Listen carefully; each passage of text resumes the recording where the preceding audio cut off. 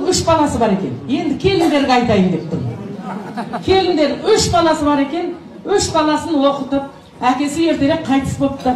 Анау 3 баласын жеткізіп, оқытып, бәрі қалаға кетіп, үйленіп, үй жай болып. Енді шешемізді алып кетейік десе, шешесі бір ауылдың құрметті қариясы екен. Мен әлі әзір бармаймын.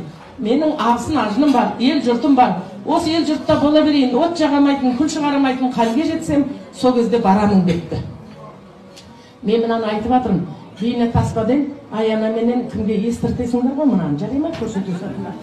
Содан жаңағы қалаға кетеді, 3 бала үйленеді, жайланады, апа ауылда өмір сүреді. Апа құрметті болғаннан кейін елдің бәрі шақырып құрметтеп, апасыз той өтпейді, апасыз соғымбас өтпейді, апасыз құдалық өтпейді.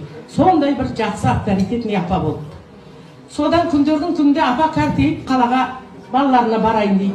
Бәленбай жыл жинаған пенсиясын қалтасына салады, құдалыққа барған сырға сақина білезіктерін қалтасына салады, сөйтіп аңыратып, үлкен баласының үйіне келеді. Апам келді деп етіңіздағы үйінде төсегін салып, шайын беріп күтеді. Бірақ апа 3 баланың, 3 келінің қайсы жайлы болады? Мен қайсының үйіне қонақтаймын?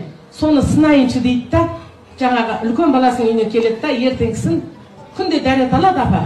Сол дәрет суын өзінің төсегіне тамызып қояды. Сөйтеді да, ертеңгі шайды айтады. Балам, мен кәртейген адаммын. Мен қолым ұстамай кішкене жіберіп қойдым төсекте дейді. Үлкен келін қабағын шыптып, бүркіт құсап, бураланып, бұл не деген сұмдық? Мына тұрған үйдегі әжетханаға жетемадыңыз ба деген сияқты жаман сөздер айтады. Кемпір кішкентай бала құсап өкпеліп қалады. Екінші баласына барады, тура сол жағдайды қайталайды. Ертеңгісін дәрет суын тамызып қояды. Екінші келіннің ұрысқан ештеңе емес, баласы қосылып ұрысады. Бұл не деген сұмдық? Ойбай, үйдің бәрі әлем болды, апар лақтыр балконнан секір, лақтыр өрте. Бұл да болмайды екен дейді. Сөйтіп 3-ші баласының үйіне келеді, 3-ші келініне. Сөйтіп 3-ші келініне кетті, сол әңгімені қайталайды. Ертеңгісін дәрет суын төсегіне тамызып қояды, ертеңгісін айтамай отыратын әкелін этаждан мен жетектеп шығарып жібере ма, не болады екен деп. Сөйтсе келін байқап қойып, апа неге әбіржіп отырсыз депті. Сөйтсе айтыпты, мен кәртейген адамын, айтамай батпай отырмын, мен осы төсекке кішкене жіберіп қойдым депті.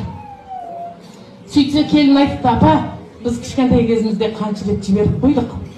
Оның кішісі емес, үлкенін қанша рет жіберіп қойдық.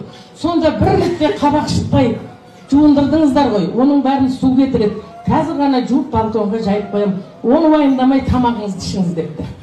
Менің не болса да қонақтайтын келінім осы болды ғой. Не болса да осы үйден көретін болдым деп, кемпір жай барақат шайын ішіп, жұма күні шайын ішіп, жұма күні 3 баласын да шақыртады. Сөйтіп 3 келінін де шақыртады, кіші баласының үйіне. Содан кейін солардың көзінше, үшеуің де баламсыңдар, үшеуің де келінімсіңдер, сендердің үйлеріңе барып тұрам.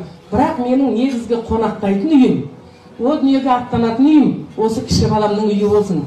Сендердің көзінше жиған тергенімді тапсырайын деп, кіші келінге пашка ақша, сақина сырға, білезік, жиіп келген дүниесін түгел ортаға қойып табаққа салғанда, екі келіннің көзінен от шығып, бұлттанып, жаңбыр жауып, күйеулерін жетектеп, есіктің қайда екенін білмей тапырақтап қашқан екен.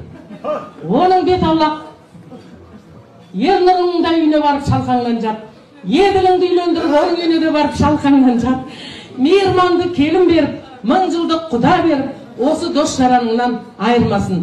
Әрбір қазағымның үйінде той болсын, әр қайсыңыздың үйіңізге қуаныш тілеймін.